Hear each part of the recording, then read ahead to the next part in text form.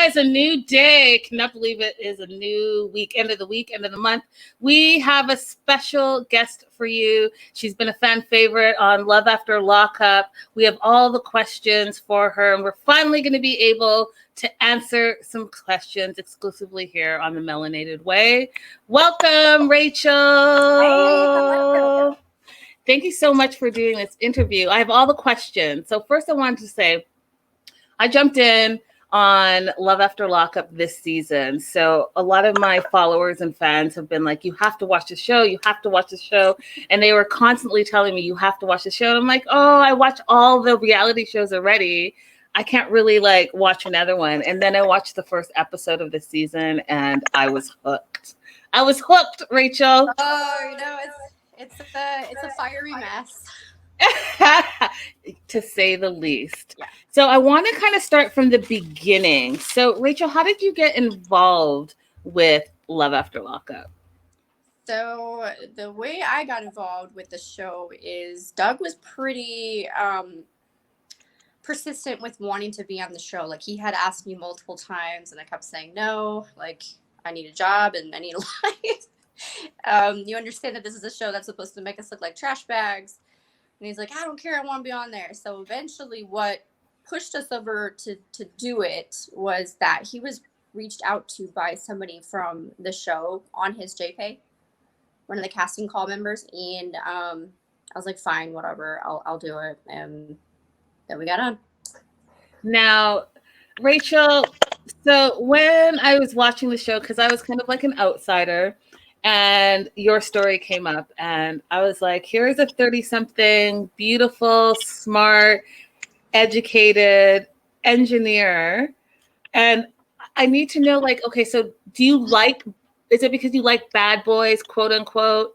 What is it that draws you specifically to men that have been incarcerated? Yeah, that's actually probably the most frequently asked like question that I get.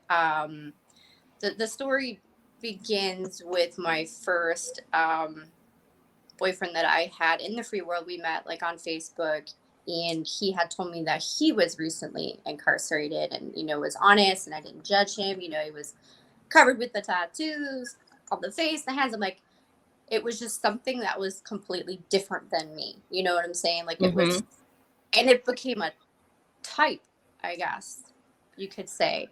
But I mean, sadly, unfortunately, our relationship ended in a tragedy. He passed away suddenly. And then I think like from then on, I just kind of was on a really like unhealthy path to coping with that. I guess I was looking for something that I guess I knew that I liked and I knew where to find it. And I just kept going for it, thinking that maybe this one will be different or this one will be different. And that's unfortunately not how life works. Now, so I'm going to ask you a hard question. Do you feel like part of it is you saving the individual and helping them have a better life? I am that person. I can't lie. I am a helper. I'm a lover. I'm a giver. Like, it's not even just like with men or people. Like, I even like would adopt like the messed up animals, like special needs. Yeah. So yeah, I do believe that part of that was an innate trait within me. But now, after this experience, I realized that I need to put me first. And I wasn't giving enough self-love to me. Yeah. And I'm over that. Completely over that. That absolutely makes sense to me. So let's talk a little bit about being on this season and the notoriety this season brought. And you and Deontay quickly became fan favorites. I know that you guys are friends, and I want to talk about that a little bit later. But how has it changed your life being on this show? Well, it's definitely impacted my inner strength and how I deal with things and how I view things and people and life. I mean, not that I wasn't already humbled before I came on this show, but now I'm incredibly like eyes wide open, like, wow, like that there's people. I mean, I was portrayed in, I personally believe, like, I mean, a specific way. TV has been looking a specific, very naive, dumb way, and that's okay. That's what the show is about. but I mean, overall, I feel like it's challenged me to overcome a lot of fears and a lot of like internal emotional things that I was never truly strong with, like, you know, my self-esteem or self-worth or self-love. Like that was something that I was like, either it's sink or swim. And now like that's something that I'm very like passionate about, is trying to build myself as a person and just be a better person and not care about, you know, the negativity or the judgment, and respect the eyes of the viewers most and foremost, you know, like this is how I look and this is how people feel. And we just got to take it, go with it. I mean, there's been a lot of great opportunities that have come out of it. I've never in a million years would be like, oh yeah, people want to talk to me or take pictures with me or say hi to me when I'm just at the grocery store or something. You know, it's been a really surprising, overwhelming experience, because I believe it or not, I get a lot of love, and I'm super, super grateful for that. So what resonates with me, Rachel, is the fact that, you know, even dating in your 30s is a little bit different than dating in your 20s. And I think that what has resonated with a lot of people is wanting to find love. And like you said, you wanted the home, you wanted the family, you wanted the community, you wanted the love, all of those things. And believing that even if something is broken, you can fix it and make it what you want. And so I think that resonates with a lot of people. My question to you is, do you get approached by perhaps people that are in unhealthy relationships or in a situation like yourself where you were dating, married to a former inmate? So are you asking, do I come across people that were in my similar predicament? And asking for advice? Absolutely. I think the most common thing is, how do I know that my significant other that's incarcerated is faithful? I'm straight up. I'm honest. I'm saying you'll never know. This is something that's a personal risk that you're going to take for yourself. The other one is, how do I get my family to accept, or if my family doesn't accept my type of relationship that I'm in? And I said, you know what, I've had family members cut me off. I've lost friends.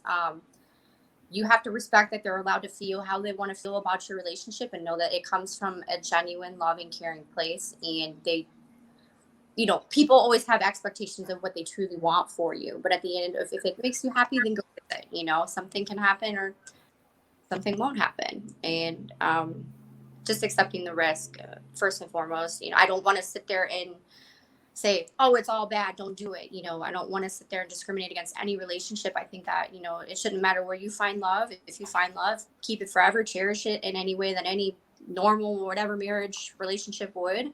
Just understand that you're in a realm of that is highly subject to criticism, and you got to toughen up if that's what you really want to make happen and work. Okay, and so why did you want to make it happen and work with Doug? So let's take us back to the very beginning. You met him online on X site, and you started corresponding with him. What made you take that leap that you were like, yeah, this is the one? Okay, that's actually a really good one, because I didn't write him under the assumption that it was a relationship. I wasn't like, boy, you're fine, you know, let's be a thing. It was more like, you know, hi, you know, it was strictly friends. And I was like, you know, what are your plans? And, you know, and he's like, oh, you know, I want a life. I want to raise my son. I want to do things. And I'm like, well, that's cool. Well, hey, whenever you get out, you know, you got a friend in Detroit, Michigan, I can show you the zoo or something. And he's like, oh, no, I like you. And I'm like, no, you don't need to like me.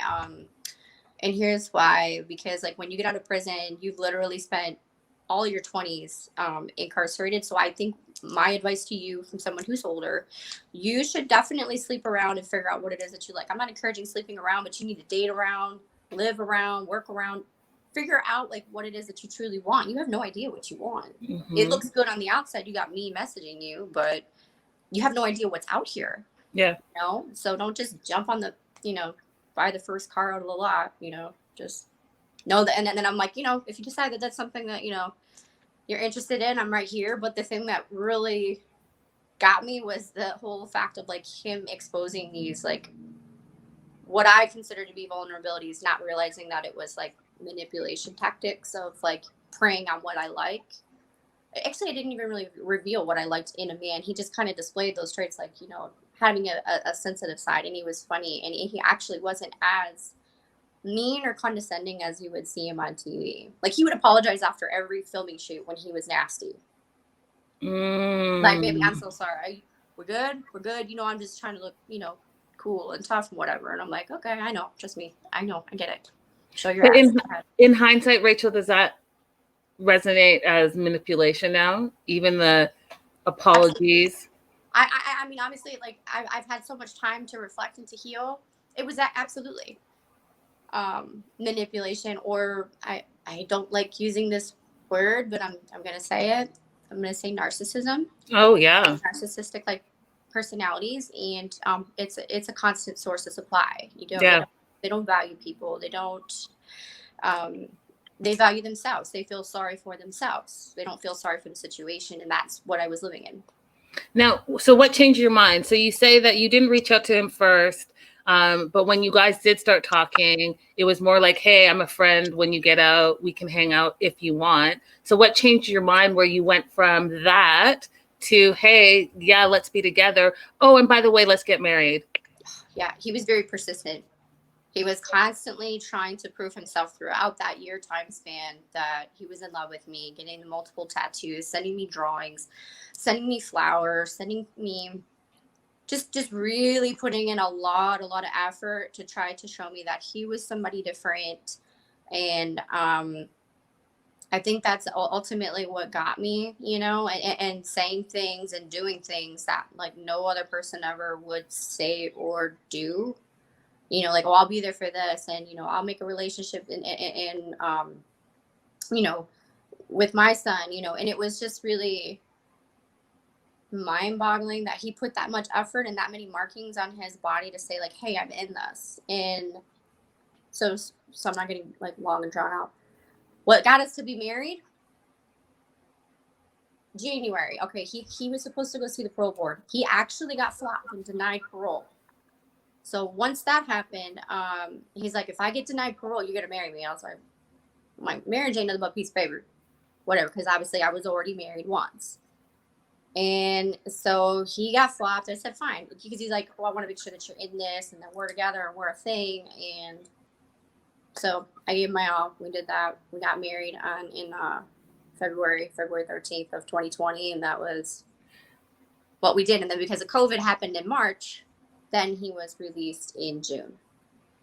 So are you basically saying, Rachel, that marrying him almost helped him get parole? No. They don't. The parole board does not care. I think, honestly, COVID is what mattered the most. Absolutely. Because it was a shocking thing, you know, reduce the population, send people home. Now, do you have, okay, obviously you have some regrets, but do you think that part of him showing you all these tattoos and showing you how much he loves you behind bars was fed and driven by the fact that you were sending him money or supporting him in some financial way while he was behind bars? Oh, I mean, it makes sense now. To me now, yes, it does. Looking back on it now, I realize it all. I mean, I don't want to say that I have any regrets, because we have to go through these life experiences to figure out where we go wrong and how we can make it better. And had that not happened, who knows? It could have been much worse. Got it. So I'm watching this season and I'm really rooting for you. I'm always like, I don't understand. She's like, she's this, she's that, she's this. She seems so kind. She seems so giving, all the things. And then that last episode last week, when they just dropped all the bombs. They dropped all the bombs. I was definitely not prepared for it. So I do want to talk about that moment. When you found out that he had been cheating on you the entire time, even prior to knowing you, there was a female that was in his life. Talk to me about finding that out, how you felt, given that you guys were married and going through COVID. Oftentimes I say, you know, COVID has brought out the best and the worst of relationships.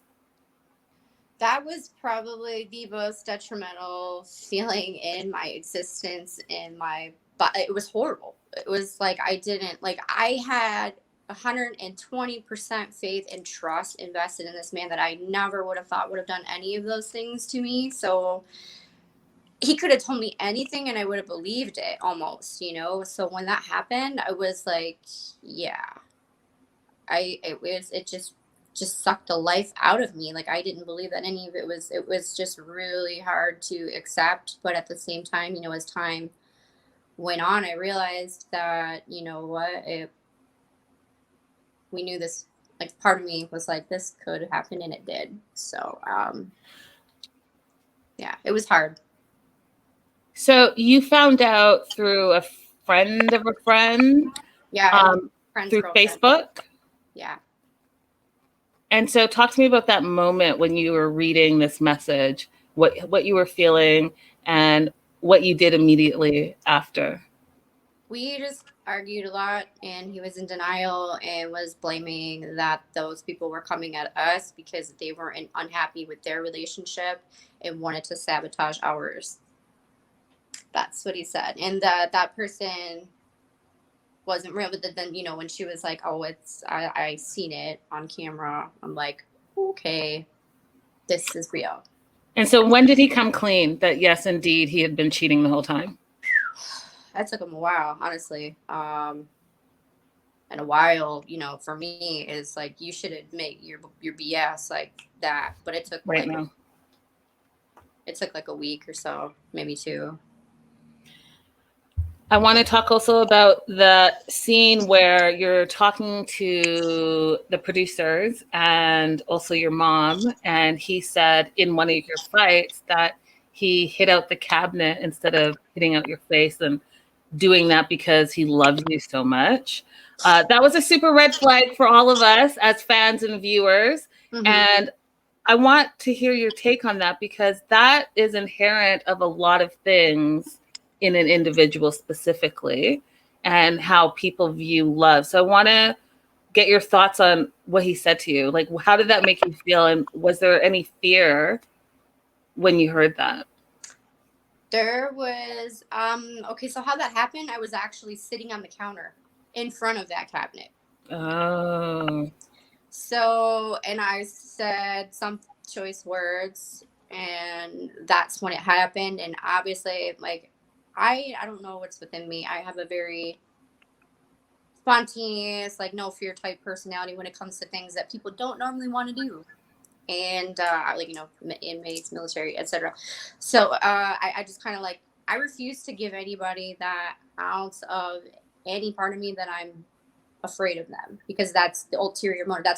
That's wanting, you know, to hide or cry or get mad or feel a certain way. And I refuse to do that. I was just like, oh, thanks, that was really nice of you, you know, like, you know, because I'm very stubborn in that regard. I don't want to, that's mine. My feelings are mine. Mm-hmm. He doesn't deserve to see that, whether I'm mad or angry or upset. He's not going to win with me. So did you leave right after that moment? Did you? Oh yeah, it was over. It was over. Well, so it's just, I think that next day or 2, I was like, get your stuff and get out. I'll go stay at my mom's house while you figure out what you want to take or whatever. I didn't think he would take the amount of stuff that he would take, but it could have been worse. It's just stuff. So it's stuff, but it also, Rachel, is showing exactly where his mindset was the whole time, right? So very that's important, just as women, to remember that some things, yes, you can let go. They're only material stuff and you can replace them. But the person that takes the stuff, mm-hmm. that shows you where their mindset is, where their loyalties are, and what they feel is important, right? 120%. Absolutely.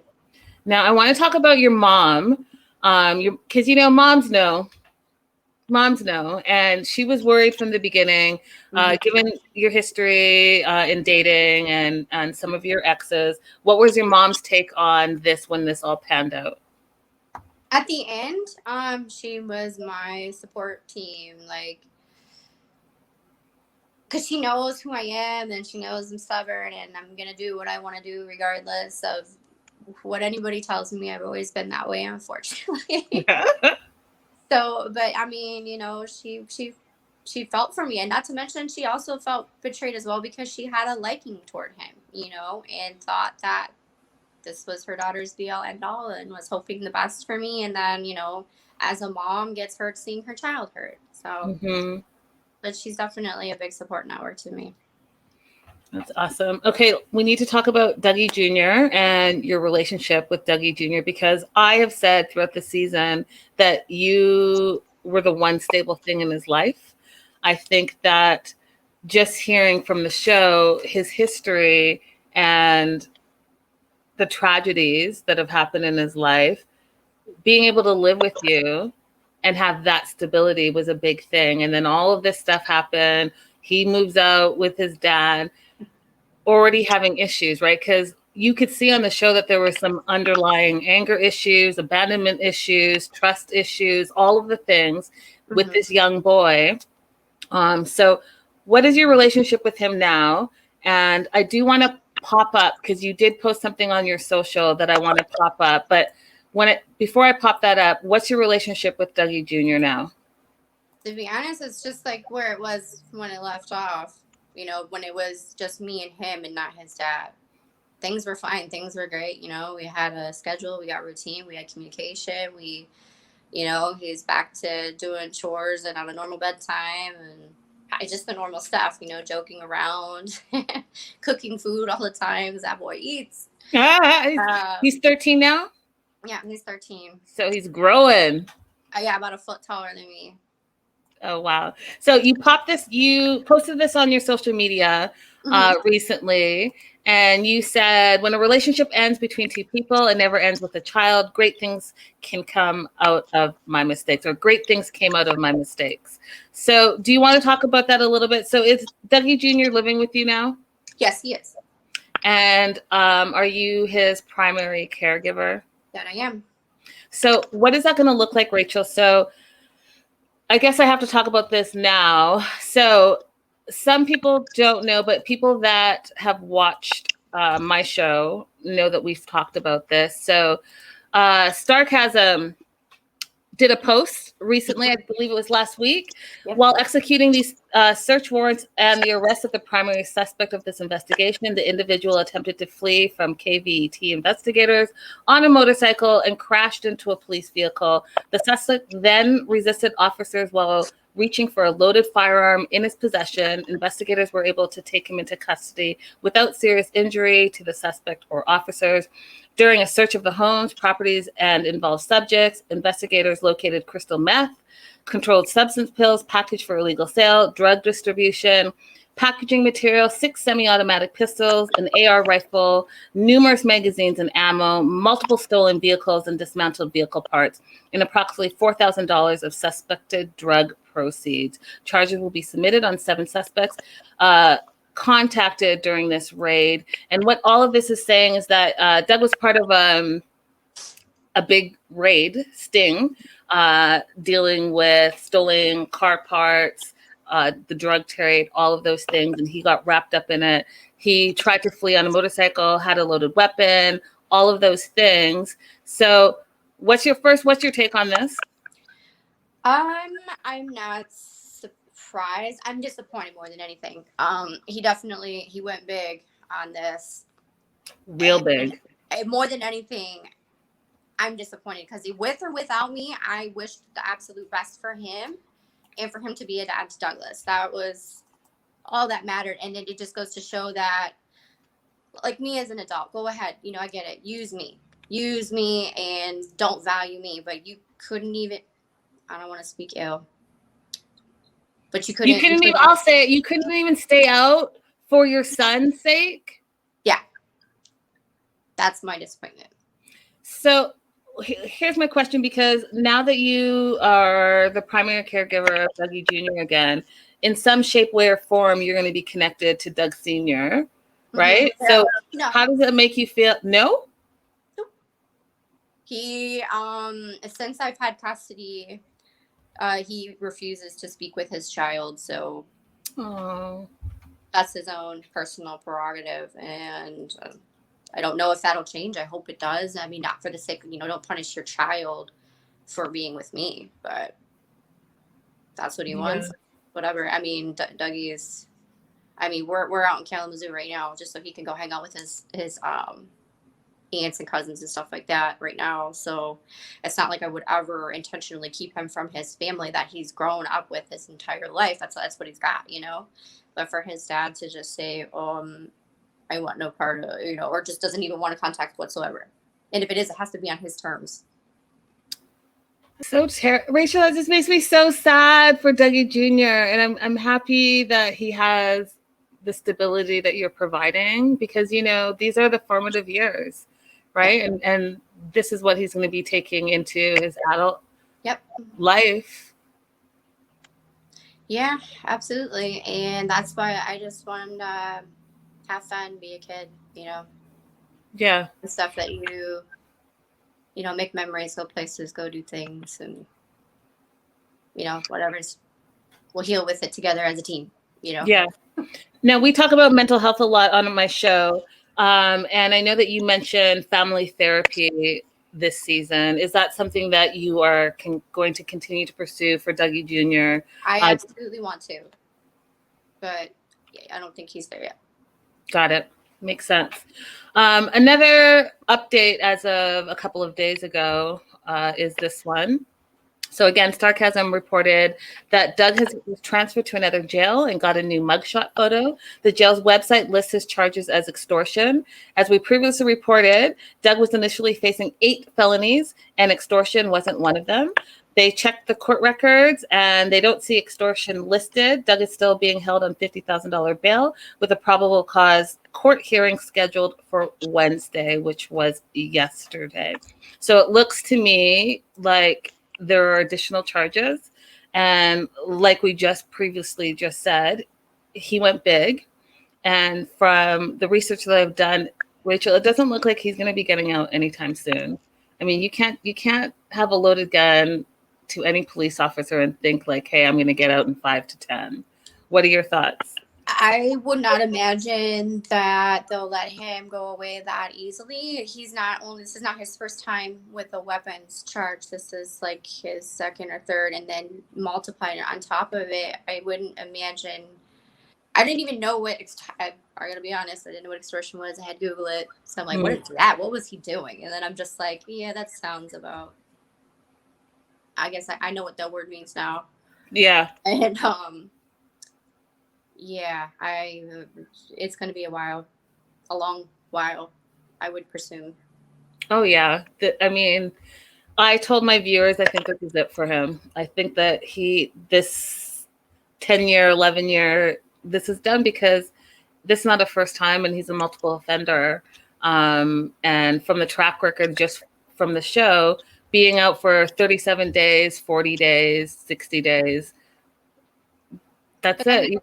It's like, it's sad though, because it's mentally, I feel like there's something maybe going on with him that he's just not been treated for yet, or needs help. You know, if this is something that is just consistently a pattern in his life, you know, and that nothing out here was impactful enough for him to say, hey, let me try it this way this time, you know. But I mean, I'm not perfect. Nobody's perfect. I just thought I had better hopes for him. That's all. Yeah. I do want to talk about this. So you get married and find out that he was cheating. But in the process of that, he decided that he was going to go and get a beautiful ring, re-propose to you. How did that make you feel, Rachel? And like, so for me, I'll give you like a little bit of a backstory so that we're both sharing. So I have an ex-fiance. And I am similar to you in the sense that I just want to like support that person and make them the best version of themselves. So what is it that you want to pursue in your life? That he says, I want to pursue this. I'll do all the things possible. If I know someone, I'll connect you. If you want to take a course, I'll help pay for it, all the things so that we're building a future together. Okay. Then I started to see signs of someone that didn't have the drive or ambition to do anything, would rather have like, you know, a 6-pack of beer playing video games all day while you're coming into work. So I started to see it, and that became the issue for us. And I'm wanting to know if you had any similar experiences. So you have this guy, he's on house arrest. He says the words that I want to do this, I want to be better, I want to do all the things, but then his actions aren't showing that. Yep. And then he reproposes to you. Did you have any red flags, Rachel? Yeah, I definitely did, but that's like like I said, I take 100% responsibility for everything that happened to me. I really don't blame Doug. I can't at all. At all? I really can't, because I feel like I knowingly put myself into a high risk situation. Okay, but Rachel, you didn't know he was cheating on you the whole time. So how is that your fault? I don't know. How is that your fault? I just feel like, because, you know, and that's another thing too about the whole cheating, you know, when everybody's like, oh, you know, Junior's a dog. And it's like, I wish somebody would have told me that like 16 months ago when we first started talking, because I find out on national television that he's a dog, you know? So I don't know. A lot of I always feel like when things go wrong for me, I feel like it's my own fault sometimes, and that like I ignored a lot of red flags. You know, that's another fault on my behalf, seeing that, you know, knowing he was not on the same level as me from, you know, maturity or being an adult, or knowing what it's like to just go to work and come home and then do responsibilities and pay taxes and stuff like that. Like, he didn't know. And I guess I was trying to be patient, thinking that things don't happen overnight. You know, this is his entire life and it's going to take time. And I love him enough to be patient to see if that change is going to happen. And it never came. So Now, Rachel, are you taking a break from dating? And are you guys still legally married? Nope. So you're divorced now? Well, yep, I was divorced. It's funny. I got divorced that morning, and then that afternoon I had a court hearing for Douglas for custody. So oh wow, yeah, it was a big day for you. Yeah, all in one day. It was interesting, to say the least. And he didn't fight you for the custody? Oh, he did. But you won. I did, yep.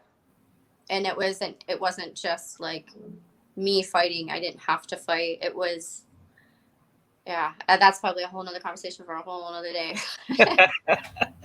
Okay, so you're single. Mm-hmm. Have you healed from this experience, and are you on the market to date again? I don't know. It's like, for right now, I've just been really enjoying, I guess, fixing myself and healing from this whole process, and just, you know, being a mom. And if love comes, then it comes. But I'll say it's definitely not something I'm out there like, where is it? You know, is it under here or is it on this side? You know, I'm just, if it comes, it comes. Hopefully it finds me this time. Yes. Are you going to still date felons? No. And okay, now you said felons. I thought you said inmates, because everybody's got a past out here in these streets. So I'll be like, okay, I get it. I can empathize that if you've been in trouble, but you've maintained your life, or you own a business, or you're doing something, you know what I mean?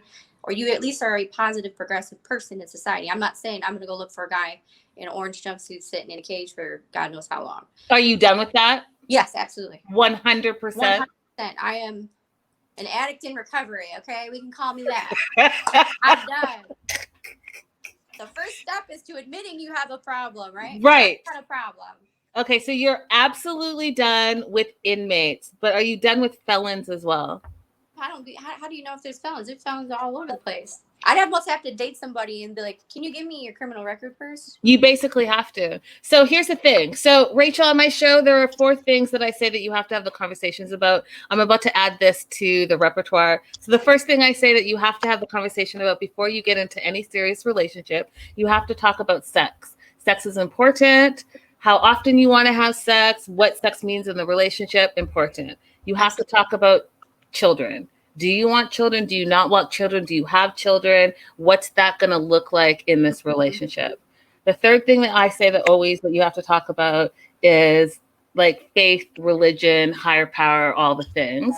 Because if you think one thing and the other person doesn't think anything, or does think this way, and they don't meld, then if indeed you bring children into the world, or you have children, all the things, it becomes an issue. Mm-hmm. And the last thing that I always say is you have to talk about money, how you spend money, how you save money, how you interact with money, right? Which Right. I am going to put you on the spot a little bit, Rachel. I think that maybe that's a conversation you didn't have with Doug because you were the sole, from what it looked like, you were the sole provider until he got his little car job or whatever it was. So I'm going to say that that's a conversation you didn't have that I hope moving forward is a conversation you do have when you get into your next relationship. But the fifth thing now, it seems, is as what is like, have you had any experience with the criminal justice system and what does that look like? What do you mean, like experience with them? Well, I think that that's an important question to have when you start dating someone. Oh, okay, yeah. But, then you got people who aren't honest either. I know, but then you don't want to be with someone that's not honest. True, but the only way to do it is if I really just have to go and run a background check on everybody, right? Is that? I mean, I would think that if you were with someone for any substantial amount of time and you both claim to care about each other, if you ask the question, hey, have you ever had an experience with the criminal justice system, that they would tell you the truth. And then if they don't tell you the truth, then that says a lot about your relationship. Oh, absolutely. That's like goodbye. Yeah, for sure. Yeah. It's just hard to know who you're even dealing with nowadays. And I think that's something that's kind of turned me off with going and putting myself back out there in the dating world, you know? Like it's hard to know what to trust because there are so many different ways to be unfaithful in a relationship. You've got technology, data ran apps and text messaging apps, 50 million emails and Facebooks, etc. Like it is hard to assume that the person, you know. Yeah, absolutely. But on the plus side, people don't like that shit. And just like you found out, eventually it all comes out. Yes, absolutely. I just don't want to. I don't want to be on the receiving end when it comes out again. You know what I'm saying? Yeah. I'm done. Rachel, what's your type? Has your type changed now?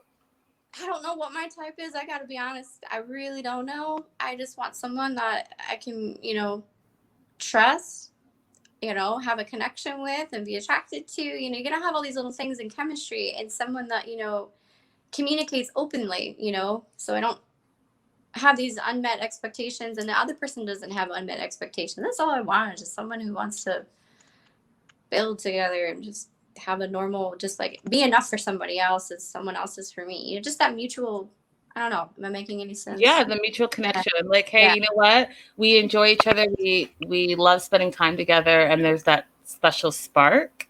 Right. So let's kind of like move forward. I get that. But there has to be some kind of type that catches your attention. Like if you knew me, if I said I had a type, my celebrity crush would be Drake. Mm-hmm. Oh, so that would be my type. What's your like? What catches your eye? Oh my God, it's tattoos. Is it tattoos? It is. Okay. I know, right? As I'm like trying to, it's not that everybody with tattoos are bad people. Like I've met people who've never been to prison that have tattoos. Right. You know, or they're artists or they're, you know, other business owners or something like that. It can happen. But now it's like, I think I'm trying to develop that. I'm working on me. Believe me. I'm working on me. That's one fair. day at a time. That's fair. That's fair. It's not like, oh damn, he got a tether on his leg. Let me go talk to him. It's not like that. I swear. The world thinks that. I get how that could be sexy though, right? Because you know it does. Tether, no, it is never sexy. Tethers ain't never sexy. I'm sorry. But it's like, oh, but you're sexy and you got it on your leg, and I'll accept that. Okay, but I can't just sit there and be like, man, we gotta be home. It's 5 o'clock. Said no one ever. You know?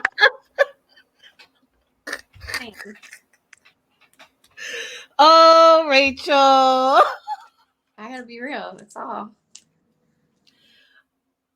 So I want to stick on the dating topic. Is it a little bit harder because now you're recognized, you've been on a national TV show, and is it going to make it harder for you to find out if this person is approaching you for the right reasons? That is true, but I gotta be honest, not a lot of men approach me. If they do, I don't see it. It's more, I have such a strong like women fan base that that's really all I coordinate with all day. To be honest. Really? Yeah. I'm surprised by that.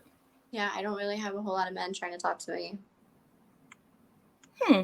Like predominantly, like my followers, I would say like 98% of them are women by far, which is surprising to me. Surprising to me too. Yeah. I mean, not just because like there's like not guys, but it's like, you know, I looked really dumb on TV, you know, so why would you want to follow me? And you know what? I'll say this. I don't necessarily feel like, just from watching the show and watching this season, I don't think that you looked dumb. I think that, again, from an outside person just jumping into this series, I felt like I couldn't understand why this beautiful, strong, intelligent, educated woman was seeking a specific type of individual. So that's the part that gave me pause. But then you came across as someone that had a big heart and someone that was giving, right? And someone that is giving, very similar to Deontay in the sense that you'll just give. And there's not a moment where you step back and be like, hey, am I giving too much? Am I being taken advantage of, all in the name of love? So that's the part that I think was portrayed, because you were just always giving. Yeah, Whatever he wanted. Getting to me.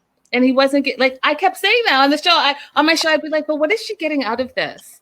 And then I'm gonna be real, Rachel. I was like, it's got to be the eggplant. It's got to be the eggplant, because I don't understand what else it could be. There's and no I've been there about it, though. I'll tell you that there was no complaints about it, and that was what threw me for a loop. We were connected at the hip. Mm-hmm. You know, like we were seriously, like we went to the store. We had a lot of sex. We had a lot of like passion. And so when I found out that he was cheating, I mean, like, when did he do that? Was I in the bathroom? Was I taking a shower? Like, when did this happen? Yeah. No, it blew my mind because we really went everywhere together. Yeah. No, I mean, and I think you nailed it earlier when you said it. I don't necessarily think it's about you not providing his needs. It was about, he's been in prison all the years that not normal people, but people that have been on outside and never had to be locked up have done the things, you know, the sex on the beach, the one night stands, the all the things, right? You had your open days. I was going to say something else, but your open days, and now they're behind you. He didn't have that, and I'm not excusing it, but I also see how it's like, I want my cake and eat it too. Absolutely. You know, and that's the part that is unfortunate, because I do think from watching this show, there's a pattern of behavior. It's like a specific type of person, Rachel. Mm-hmm. It's like all these, the people on the outside who are dating the inmates on the inside, they tend to, from just what I've seen on TV, they want love first and foremost. Yes. And then they tend to be like givers. And they tend to be people that want to make other people happy all the time, even if that means their happiness gets put to the backside. And that's like me and Deontay. Yeah, absolutely. If we get fueled from other people's happiness, because we made somebody else happy, it makes us happy. It's like that symbiotic relationship, and not realizing that we weren't valuing ourselves. Not that we're not, but when we're putting ourselves first. You know. Right, which is what I'm going to need both of y'all to do. And speaking of Deontay, both of you posted a couple of photos on social media. Deontay posted this on his Instagram. Sometimes you never know who you run into when you're traveling. One of the best things I've ever done was took a trip to Detroit. I don't know how I would have gotten through this season without the support of this one right here. We both know what we've been through, and we're for each other when we watched ourselves during the week. Talk to me about your relationship with Deontay. I will say this, and I'm just throwing it out there, Rachel. It's not coming from me. It's coming from my viewers and fans. They could absolutely see this being a thing because you guys are both givers. I know. And this is like, we were just talking the other day. I'm like, we would make the world happy if we were a couple. It's almost like, you know, world peace. People want to see us together. I don't know. World Bro, peace. really, I swear to you, he's like my brother. Like, like being in the military, we have that, like we both suck at dating. We have that. And then we date the same type. But we both lost, the person that got us on this wrong path, like we just have so much in common. And then like, as things are going on, I'm like, bro, what did we sign up for? Did you just watch this episode? I'm like, he's like, man, did you look at this meme? I'm like, yeah, look at this meme. Look at me. Like, we would just sit there and be like, feeling sorry, but, keeping ourselves strong. You know what I mean? I'm like, you got this, buddy. I'm like when I was feeling down, he'd be all right and be like picking me up, and then and vice versa, so that guy's like my brother, I swear. Yes, that picture, I'm like, why that one, dude? But it's okay, because I'm known for my crazy facial expressions. Which I don't know why they're all up in my face like that the entire time. I've had to fast forward through watching myself on TV. I'm like, oh, no. Can we just... Deontay'd be like, man, I can't. I'm like, I don't know. He's like, they say my mouth doesn't move. And I was like, mine doesn't either. Mine moves too much. I don't know. What is the biggest misconception people have of you after being on this show? I would say that I'm not super smart, but I'm not an idiot. They like to... I'm not super naive. I'm not desperate for love. I'm not... I'm a regular person. That's it. I'm just a regular person looking for love and happiness eventually. But it's like I'm not looking. I'm not gonna go pick up the homeless guy, by the freeway, like, hey, come on, get in my car, let's, like some people think, like not a desperate level, Mm-hmm. Not that that's wrong. I'm not judging. It's just, I'm not that bad of a person, and my face isn't gonna move as much anymore. Because yes, I've had fillers. People love wanting to know if you've had fillers. It's like, yeah, I did that. I don't care. Who cares? Listen, we're all about self-care. We're all about, whatever makes you feel beautiful, strong, independent, do that. And that's what I'm out for.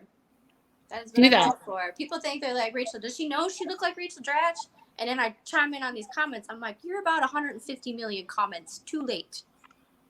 So, but yeah, it's something for me to get used to. Yeah, I mean, listen, everyone that I interview that has a national platform, you're gonna get the trolls. And I learned something the other day that I implement in my day-to-day life as well. Sometimes you have to take a break from it, right? You just have to take a break from the toxic haters. But B, too, sometimes when you kill them with kindness, it floors them, because a little bit of it is, I'm going to say something so outrageous so that I can get the attention that I'm actually looking for.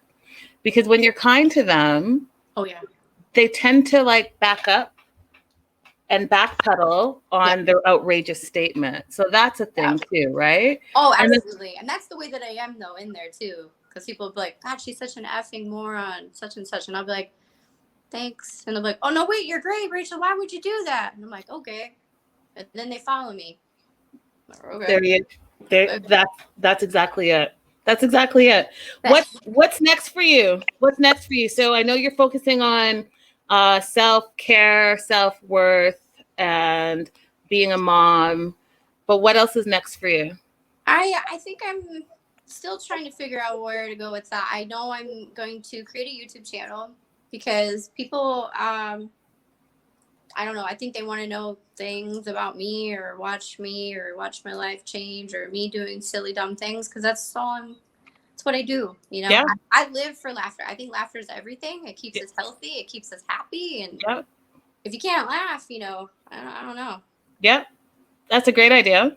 And plus, people want to know what's happening next with you, right? They want to know your journey. I'm actually supposed to tell you. So one of my followers is your biggest fan. Oh. Her name is Amanda, and she wanted me to make sure that I told you that she just absolutely loves you. So I think that you starting a YouTube page and kind of like continuing your journey, people want to know because they're invested in you now. Yeah. I don't want to just die off the, disappear, Yeah. So YouTube channel, what else? I hope to eventually make I want to make merchant, like this is my idea, like I want to make merchandise and of like stupid funny things that I might have said or done, or it's something that's in relations to the show, and then I just want to give like proceeds to St. Jude. So I just, just fun for fun, Yeah. give back to the community and stay involved. That's all I really want to do. I don't know.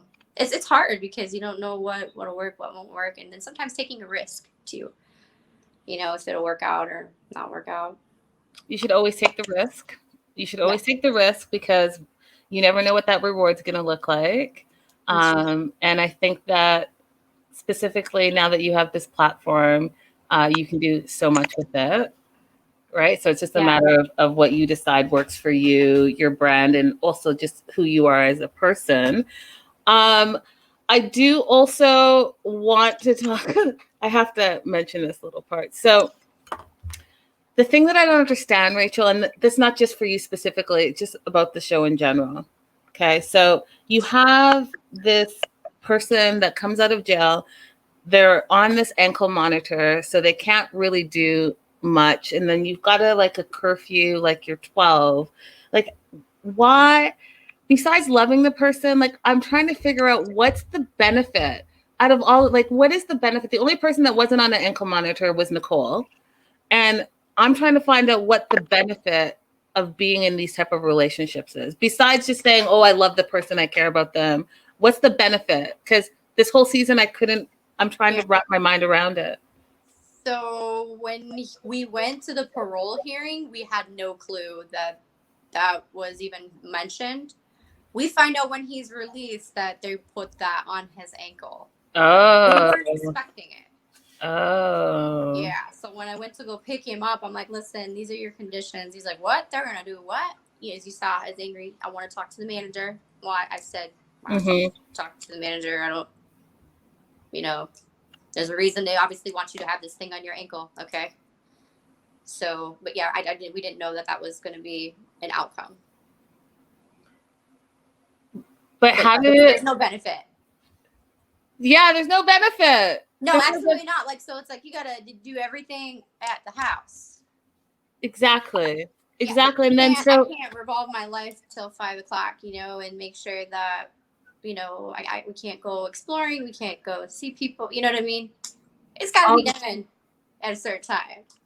Yeah, all the things. And like having to call to say, can I have permission to go here and here and here and here? And it just seems like it's like a job, really. Oh, by far. And then you got to charge it. I always made sure it was plugged in, but doesn't matter, right?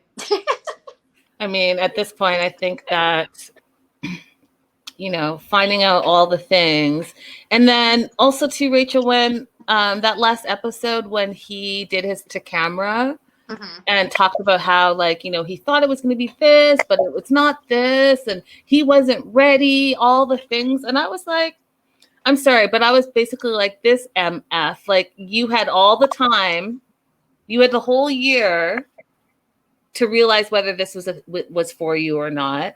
I personally think that as soon as you got outside and saw, oh, I could do whatever I want, then I'm going to just go ahead and do whatever I want. Let me tell you what that little clip was. That was a desperate attempt to save face. Yep. That is all that was. Like, well, what I got going on doesn't trump what I got with Rick. Anything to me, as a narcissist, you care about your image. So you will do whatever underhanded thing possible to make yourself have that last bit of opportunity to look somewhat like a decent human being. Yep. And that's all that was. Yep. I'm going to have to say 100%. Just on a little bit of a sadder note, I know that you also posted about your ex passing away. I'm sorry for your loss. I wanted to ask you, though, was your ex and Doug completely different people, like in their personality wise? Somewhat. When I was dating Doug when he was in prison, I didn't believe for him to be a drug addict. I didn't know anything about drugs till my first. and I didn't know what signs to look for. I didn't know anything about it, and that was one of the things that bothered me, not paying attention to the signs of that. But they were, now that I think about it, maybe they kind of were. But tempers, short tempers, or but yeah, I mean, yeah, I guess that's a really good question. Well, you're on a whole new page. It's a new beginning for you. Oh, thanks. You promised us that no more dating inmates. You promised us. Yeah, sorry. I don't want this to hang up on you. Oh, okay. So, Rachel, if I find out that you're dating an inmate, I'm going to go ahead and make a clip of this and send it to you to remind you that you are on a different path and a different journey, and that you have just so much to offer. And I feel like there's just so much love out there outside of those walls that you're going to be able to find what you inherently want. Oh, thank you so much. But yes, do that, because nobody needs to forget reality. Oh, yeah, no, I will. Yeah. I absolutely will.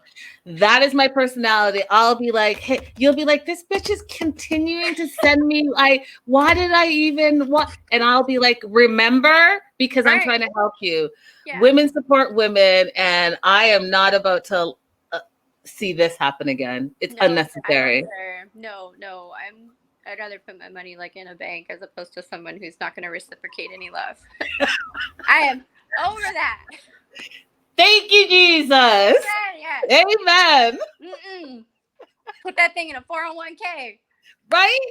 At the very least, or take a trip, or buy some cryptocurrency. Yeah. I don't know. Something that reciprocates. Yes. Rachel, thank you so much for doing this interview. We appreciate you. We're so glad that you are in just a good place. Yeah, thank you so much for having me.